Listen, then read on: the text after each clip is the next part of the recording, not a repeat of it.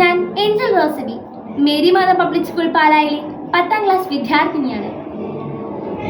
സ്നേഹമുള്ള DCL കൂട്ടുകാരി, എല്ലാവരും ഉണ്ണാനിരുന്നില്ലേ? എത്ര നേരമായി നിന്നെ ഒരുമിച്ചുണ്ണാൻ വിളിക്കുന്നു. ഒന്ന് വന്നിരിക്കും മോനെ. എനിക്ക് വേണ്ടെന്ന് ഞാൻ എത്ര തവണ പറയുന്നു. എനിക്ക് വണ്ണം കൂടാതിരിക്കാൻ ഞാൻ ഡയറ്റാ. എൻ്റെ ക്ലാസ്സിലെ പലരും ഡയറ്റ് നോക്കുന്നുണ്ട്. മുറിക്കുള്ളിൽ നിന്ന് അരുൺ ഉറക്കം പറഞ്ഞു.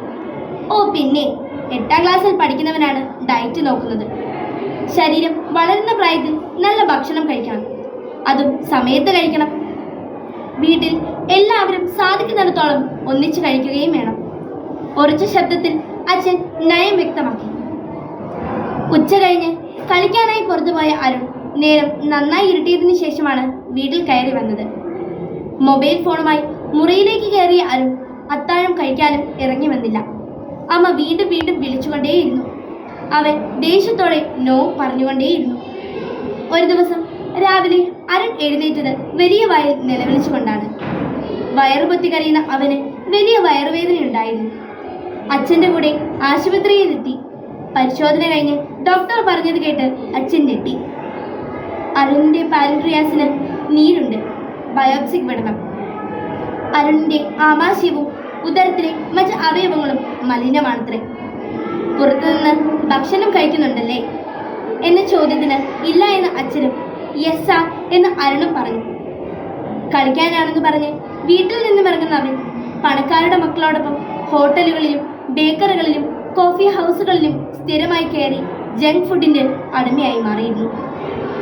വീട്ടിലെ ഭക്ഷണത്തിന് രുചിയില്ല എന്ന് എന്നും പരാതിയാണ്. കാരണം ഹോട്ടൽ ബേക്കറി ഭക്ഷണത്തിൻ്റെ ഉമാമിയാണ് എന്ന് ഡോക്ടർ പറഞ്ഞു. കൂട്ടുകാരെ, നിങ്ങളും ഈ ഉമാമിയുടെ അടിമകളാണ്. ഉമാമി എന്ന് ജപ്പാൻ വാക്കിന് കൊതിപ്പിക്കുന്ന രുചി എന്നാണ് അർത്ഥം.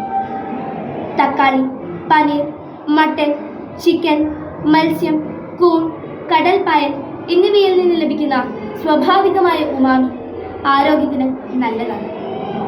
എന്നാൽ രുചി കൂട്ടാനായി മോണോസോഡിയം ഗ്ലൂട്ടാമേറ്റ് എന്ന അജിനോമോട്ടോ ചേർത്തുണ്ടാക്കുന്ന ഉമാമിയുടെ അടിമകളാണ് നമ്മുടെ കഥയിലെ അരുണും കൂട്ടുകാരിൽ ഒട്ടേറെ പേരും.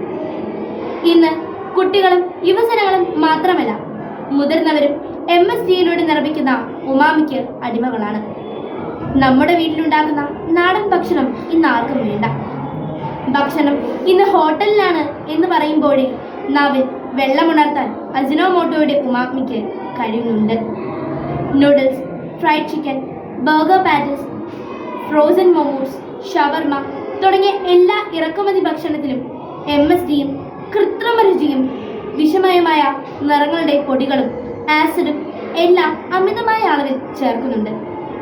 Chips, Lay's, Kurkure, nachos, cheese balls, puffs, panipuri മസാലകൾ, പോപ്കോൺ തുടങ്ങി കുട്ടികൾ ആർത്തിയോടെ ഭക്ഷിക്കുന്ന സാധനങ്ങളിലെല്ലാം അത്യന്തം അപകടകരമായ കൃത്രിമ ഫ്ലേവറുകളും ആസിഡുകളും MSGയും ചേർക്കുന്നുണ്ട്.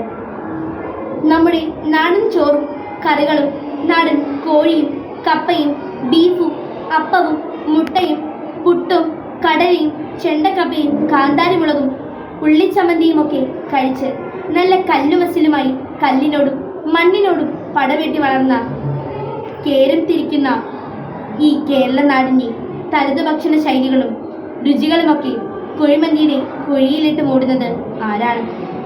കൂട്ടുകാരെ, ഭക്ഷണം ഒരു സംസ്കാരമാണ്. ഓരോ നാടിനുമുണ്ട് സ്വന്തമായ ഒരു ഭക്ഷണ സംസ്കാര ചരിത്രം. അതിനാൽ നമുക്ക് വീട്ടിലെ ഭക്ഷണം കഴിച്ചു വളരാം. അരുണിനെ പോലെ പല കൂട്ടുകാർക്കും വീട്ടിലിരുന്ന് അച്ഛനും അമ്മയും പറയുന്നതിന് ഒരു വിലയുമില്ല. വയറും തിരുമി ആശുപത്രിയിൽ ചെല്ലുമ്പോൾ ഡോക്ടർ പറഞ്ഞാലേ സത്യം മനസ്സിലാകൂ. നമുക്ക് വീട്ടിലെ ഭക്ഷണവും ഭാഷണവും മതിയെന്ന് പറയാം. അമ്മക്കറികളുടെ രുചിയും ആവി പാർന്ന ചോറിലൊരുതുള്ളി എണ്ണയും ഉപ്പും പുരട്ടി അമ്മ വാരിത്തരുന്ന ചോറുരുളകളുടെ അരുളുകളും നമ്മുടെ ആരോഗ്യത്തിൻ്റെ നിയമാവലിയാകട്ടെ. ആശംസകളോടെ സ്വന്തം കൊച്ചേട്ടൻ.